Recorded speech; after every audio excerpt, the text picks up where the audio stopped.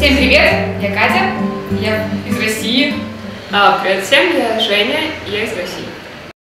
I think that it's a perfect place to meet different people from different countries and keep in touch with different dialects and languages at the same time. It's like I'm traveling, I don't know. And do you like travel? Yeah, I love it. And when I met a lot of people here in the Limerick Language Center, I started to have many friends in different countries. So now I can have an opportunity to go to visit them. So it will be much cheaper for me than to pay for a hotel.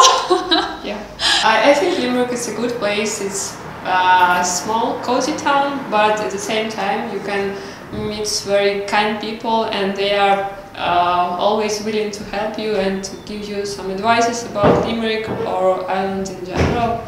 Yeah, so they are really kind and easygoing people. Yeah, so I think Ireland, and for my opinion, there's such city like Limerick.